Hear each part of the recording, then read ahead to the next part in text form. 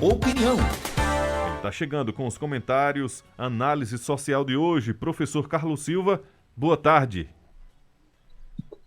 Boa tarde, André Santiago. Boa tarde, Dido Montenegro. Boa tarde, ouvintes do Cultura e Forma. Boa tarde, professor. Bem-vindo. Já pergunto ao senhor, qual o tema do comentário de hoje? Nosso comentário de hoje é Guerra de Facão. Vamos ao comentário. Bom, nós temos que levar em consideração o seguinte. Parece que está acontecendo toda essa situação política da formação de chapas, né? Dessa engenharia política, parece ser uma espécie de não vou dizer uma cortina de fumaça, mas ela está impedindo que o país saiba exatamente o que está acontecendo com o Brasil. Observe que não houve nenhum alarde por parte da grande mídia sobre o seguinte. Ora, a UFN3 é uma unidade, né, de produção de fertilizantes nitrogenados que fica em Três Lagoas. O Brasil, para vocês terem uma ideia, o Brasil comprou a União Soviética, a Rússia, 60% dos seus fertilizantes, o que equivale a 3,5 bilhões de reais. Mas sabe o que aconteceu? Estamos vendendo, aliás, foi vendido ao grupo russo Akron, não é? Essa unidade de produção de fertilizantes nitrogenados. E observe que nós somos dependentes da Rússia para a questão de fertilizante também.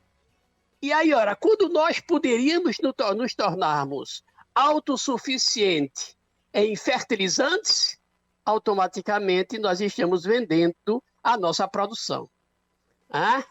Agora, quem comprou essa unidade é simplesmente esse grupo russo, tá certo? Que, por incrível que pareça, o presidente... Aliás, esse grupo foi constituído em 1961. E o presidente desse grupo é nada mais, nada menos do que o Vladimir, se eu não me engano, deixa eu ver se eu lembro, Vladimir Konitsky.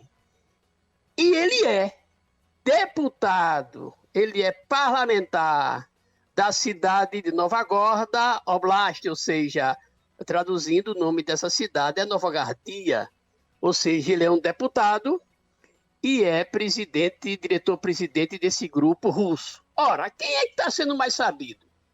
Os parlamentares brasileiros que estão vendendo uma unidade da Petrobras que produz fertilizantes nitrogenados, tá certo? Para um grupo russo, que naturalmente está ligado ao Estado russo, tá certo?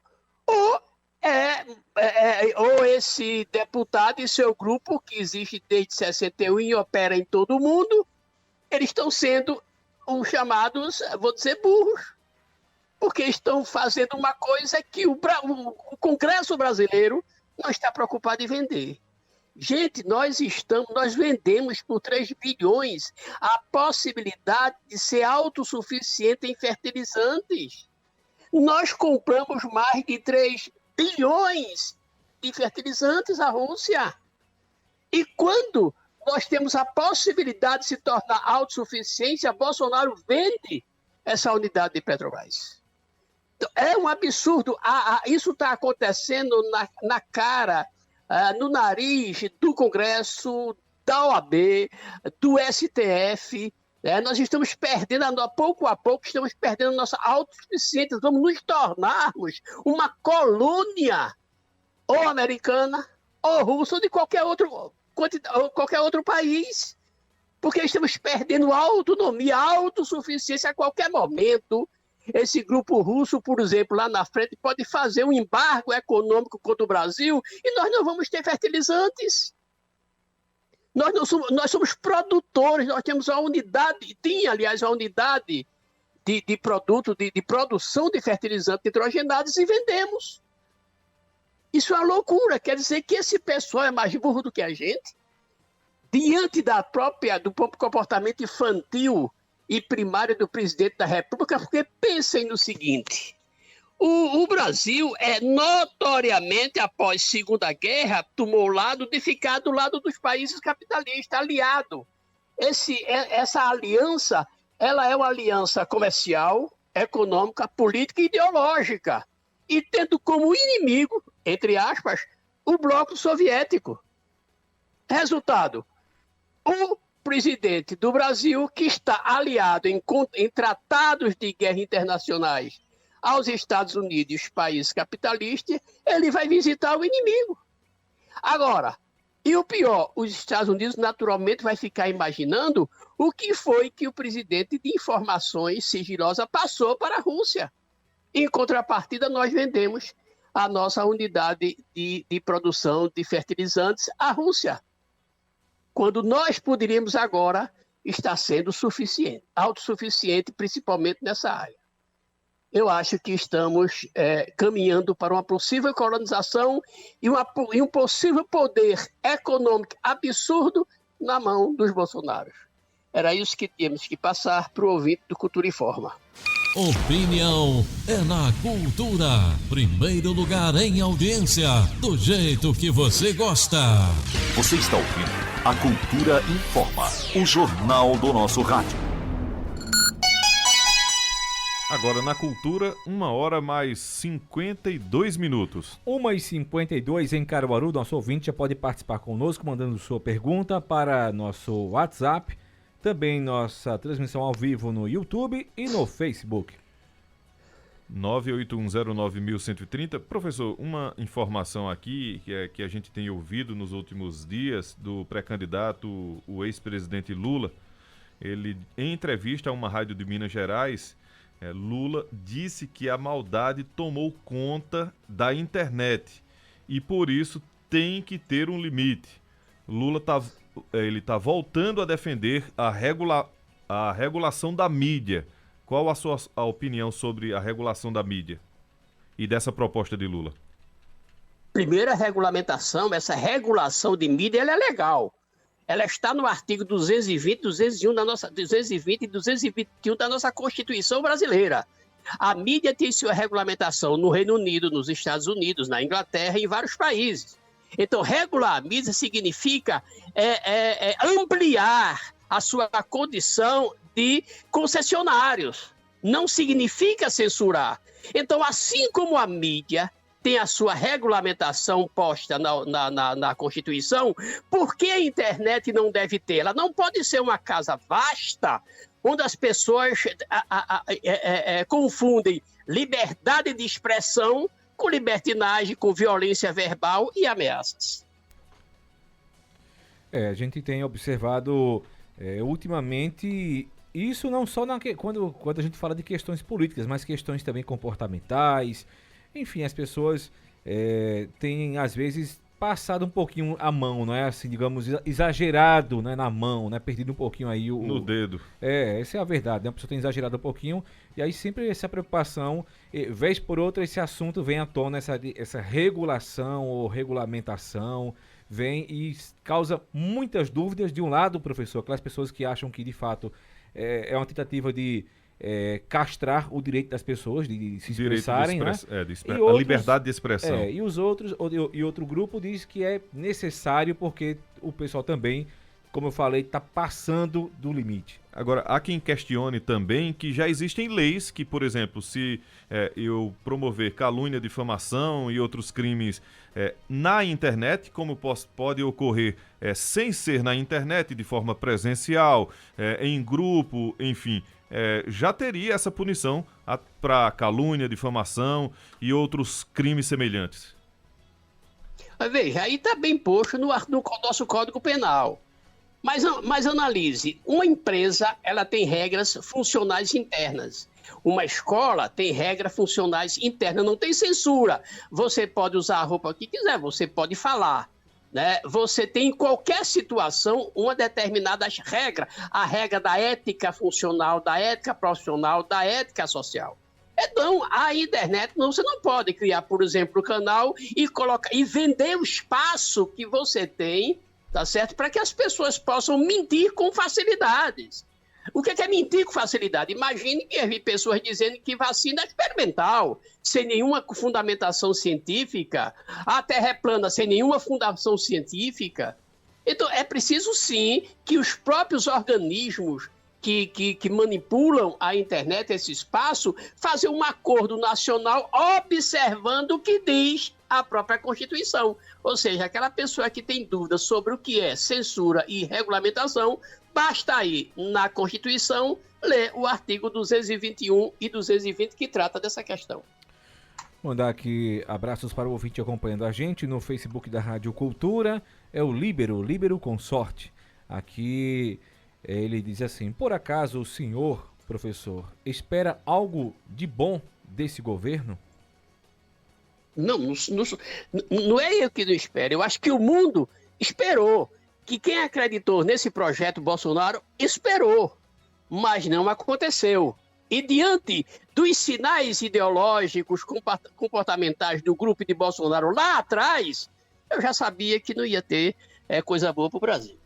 Aqui a mensagem do Wellington. Professor, em 2007, um acordo feito entre o ex-presidente Lula e Evo Morales pela venda de uma refinaria de gás para a Bolívia causou um prejuízo de 872 milhões de reais. Olha, veja, primeiro, quando você diz prejuízo, é preciso entender que durante 13 anos, olha, 8, 12, 14 anos de PT, não teve nenhuma criminalização dessa relação internacional do Brasil com relação a Cuba, com relação a qualquer outro país. Todos os países negociam, né? Tem comercialização.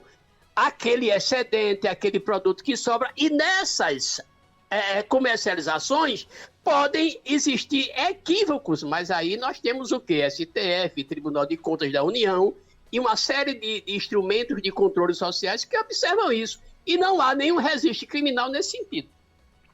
Um abraço para Edson Antônio, acompanhando a gente, muito obrigado, colocou aqui. Boa tarde, estou na escuta. O Edson está ouvindo a gente lá no Recife, que coisa boa. Na capital pernambucana, obrigado pela audiência. Professor, o senhor mencionou essa questão internacional. Tem uma notícia que o parlamento da Rússia aprovou um pedido de Vladimir Putin para usar as forças militares fora da Rússia. Putin havia feito o pedido por meio de uma carta endereçada ao comando do parlamento para formalizar os deslocamentos dos militares. A avaliação é que esse aval possa permitir um ataque mais amplo à Ucrânia. Como o senhor tem acompanhado essa questão, Ucrânia, Rússia, OTAN, Ocidente, enfim? Veja, é preciso que nós entendamos o seguinte. Há uma preocupação de expansão territorial dos Estados Unidos, mas principalmente uma expansão econômica. Não é?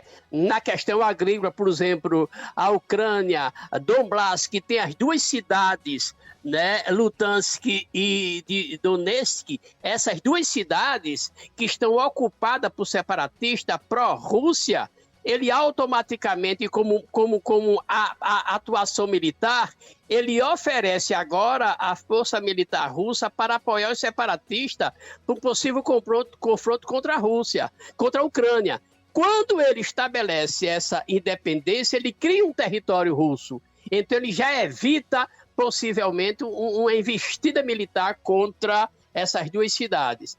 E é preciso entender que não só a Ucrânia, como o Donbass, por exemplo, é o grande produtor de trigo, de milho. Então, esse é o problema. Os Estados Unidos hoje tem 40,7 milhões de pessoas vivendo em desertos alimentares.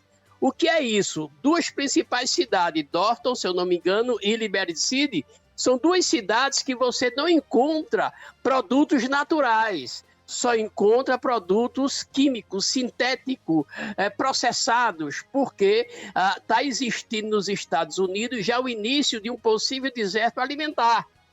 Então, a Rússia fica receosa porque no momento que a Ucrânia vai se colocar à disposição, vai integrar a OTAN, automaticamente ela pode virar uma base militarista do Ocidente contra a Rússia. Então é uma preocupação. Eu acho, e aí, que essa posição da Rússia é delicada, sim, porque é uma articulação militar, tornar independentes essas duas cidades, mas há uma preocupação, porque de repente os Estados Unidos, para manter a sua hegemonia, para manter a sua produção, atender o povo e melhorar a economia, ele passa a interferir na economia de outros países. É esse o problema, e o Brasil está caminhando por esse lado, ou seja, se tem a condição de autossuficiente, nós estamos tirando a nossa autossuficiência. Professor, boa tarde, muito obrigado pelos comentários e até quinta-feira. Até quinta-feira, André Santiago, até quinta-feira, Dido Montenegro, e até quinta-feira, ouvintes do Cultura Informa. Mas eu queria deixar um abraço aqui para o casal Hélio Fernando do DR e Sibeli Lima, que são um casal ouvintes do programa Cultura Informa, e Sibeli é um excelente chefe de cozinha e grandes amigos. Opa. Um abraço e até o próximo programa. Maravilha. Muito obrigado Um abraço pela pra eles. audiência. Hélio e Sibeli.